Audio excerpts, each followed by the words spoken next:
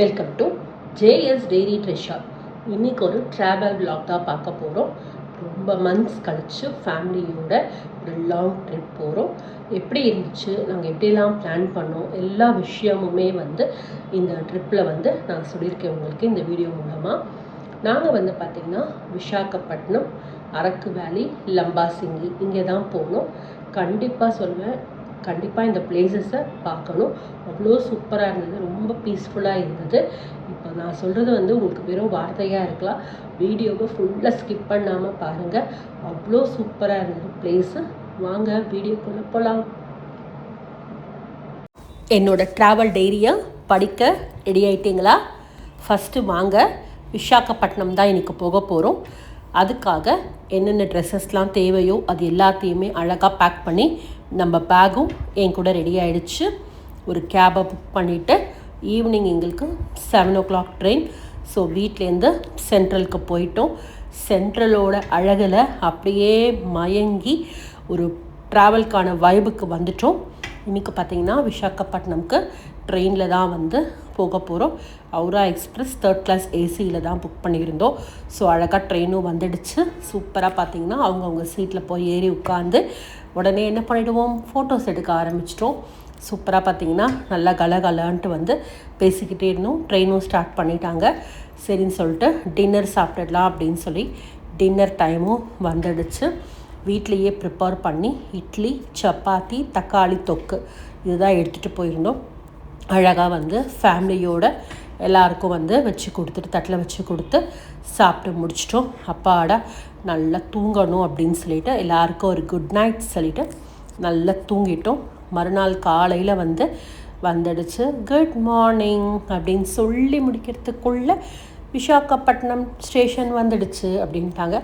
எல்லோரும் அழகாக இறங்கினோடனே ஸ்டேஷனில் பார்த்திங்கன்னா இந்த விசாகப்பட்டினமோட அது இதெல்லாம் போட்டிருந்தாங்க, ஃபோட்டோஸு அதெல்லாம் பார்த்தோம். சரின்ட்டு பார்த்துட்டு நம்ம கேப் அண்ணாக்கு ஒரு ஃபோனை பண்ணோம். அவரும் அழகாக ரெடி ஆகிட்டு வந்தார். வந்த உடனே ஒரு ரூம் கேட்டிருந்தோம், கொஞ்சம் ரெஃப்ரெஷ் ஆகிட்டு போகலாம் அப்படின்னு சொல்லிட்டு ரெஃப்ரெஷ் ஆகிட்டு ஃபஸ்ட்டு இந்த பிரேக்ஃபாஸ்ட் மயூரி கெஃபேல அழகாக பிரேக்ஃபாஸ்ட்டை பிடிச்சதை சாப்பிட்டு சைட் சீயிங் பார்க்க கிளம்பிட்டோம். எல்லோரும் அழகாக காரில் கிளம்பிட்டோம். போகிற வழி சூப்பராக இருந்தது. பட் வெயில் தான். பட் இருந்தாலும் பார்த்திங்கன்னா இது மலை மேலே தான் போக போகிறோம். விசாகப்பட்டினம்லேருந்து அரக்கு வேலி போகிற ரூட்டில் தான் பார்த்திங்கன்னா நம்ம எங்கெங்கே சைட் சீயிங் போகிறோன்னு சொல்லிட்டு இருந்துச்சு. இந்த அரக்கு வேலி பார்த்திங்கன்னா உங்களுக்கு விசாகப்பட்டினத்துலேருந்து அநேகமாக ஒரு 3 hours வருது. பட் ரோடெல்லாம் பார்த்திங்கன்னா அவ்வளோ சூப்பராக இருக்குது. இது பார்த்திங்கன்னா விசாகப்பட்டினம்லேருந்து ஒரு 114 கிலோமீட்டர் இதுக்கிட்ட இருக்குது. அநேகமாக கிட்டத்தட்ட பார்த்திங்கன்னா ஒரிஷாவோட ஸ்டேட் பார்டர் அந்த மாதிரியே சொல்கிறாங்க. சூப்பராக கிளம்பி போனோம். போகிற வழியிலேயே அழகாக அந்த க்ரீனரிஸ்லாம் பாருங்கள் எவ்வளோ சூப்பராக இருந்துச்சுன்னா. ஃபஸ்ட்டு நாங்கள் போன பிளேஸ் பார்த்திங்கன்னா போரா கேவ்ஸ்க்கு தான் போனோம். இந்த போரா கேவ்ஸை பற்றி ஒரு குட்டி ஸ்டோரி படிக்கலாம். இது பார்த்திங்கன்னா 1400 மீட்டர் உயரத்தில் உள்ள அழகிய குகைகள்ங்க.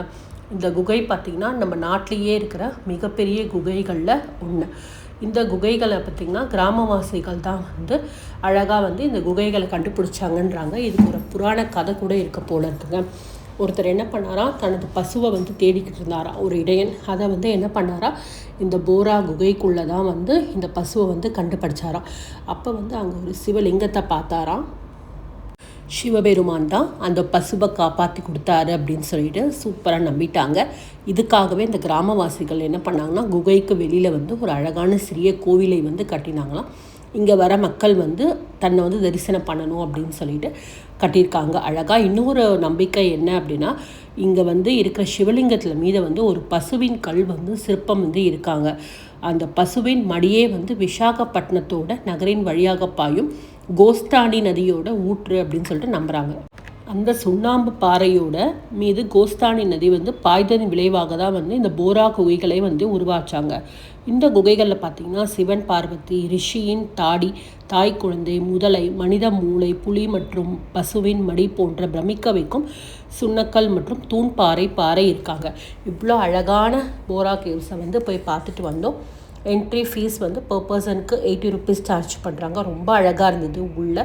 அந்த கல் வெளியில் வந்து எவ்வளோ நம்மளுக்கு ஹீட்டாக இருந்தாலும் உள்ளே பொண்ணு அந்த கல்லை தொட்டோம்னா அவ்வளோ சில்லுன்னு இருந்துச்சு. ஸோ சூப்பராக இருக்குது, கண்டிப்பாக பார்க்கணும். இதில் ஒன்று என்ன அப்படின்னா, குரங்குகள் நிறைய இருக்குங்க. ஸோ வந்து நம்ம ரொம்ப ஜாக்கிரதையாக இருக்கணும். நம்மக்கிட்ட ஏதாவது ஈட்டபிள்ஸ் எடுத்துகிட்டு போயிட்டோன்னா கொஞ்சம் கூட அது பாரபட்சமே பார்க்கறது இல்லைங்க. கையில் இருக்கிறத அந்த கவரை எடுத்ததுக்கு அப்புறம் தான் வந்து பார்த்திங்கன்னா அது கொஞ்சம் இதுவாகவே ஆகுது. ஸோ அதை மட்டும் நம்ம ரொம்ப டேக் கேர் பண்ணிக்கணும். மொபைலு, பேகு எல்லாத்தையுமே வந்து குரங்குக்கிட்டேருந்து பத்திரமா காப்பாற்றிக்கோங்க. சூப்பராக இருந்துச்சு. அங்கே உட்காந்துக்கிட்டு அழகாக பிக்ஸ் எல்லாம் எடுத்துக்கிட்டோம். நல்லா இருந்தது. நம்ம உட்காந்து நல்லா ஃபேமிலியாக ஸ்பெண்ட் பண்ணுறதுக்கான ஸ்பேஸஸும் அங்கே நிறைய இருக்குது. சூப்பராக இளநீரும் அங்கே இருந்துச்சு. ரொம்ப அழகாக சாப்பிட்டோம். இப்படி தான் வந்து போரா கேவ்ஸை பார்த்துட்டு அழகாக அதுக்குள்ளே லன்ச் பிரேக் வந்துடுச்சு. பக்கத்துலேயே பார்த்திங்கன்னா போரா கேவ்ஸ் கிட்டேயே வந்து வெஜிடேரியன் இருந்திங்கன்னா ஸ்ரீ பாலாஜி ஹோட்டல் அப்படின்னு ஒரு பியூர் வெஜிடேரியன் இருக்குது. எனக்கா மற்ற எல்லாமே வந்து நான்வெஜ்ஜும் வெஜ்ஜும் கலந்து தான் இருக்குது.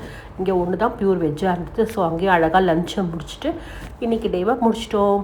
தேங்க்யூ ஃபார் வாட்சிங். வேறு எங்கெல்லாம் போகணும், எப்படியெல்லாம் நாங்கள் ஸ்பெண்ட் பண்ணோன்றதை கம்மிங் வீடியோஸில் உங்களுக்கு காமிக்கிறேன். வீடியோவை ஃபுல்லாக ஸ்கிப் பண்ணாமல் எப்போவுமே போல் சப்போர்ட் பண்ணுங்கள். பாய், டேக் கேர்.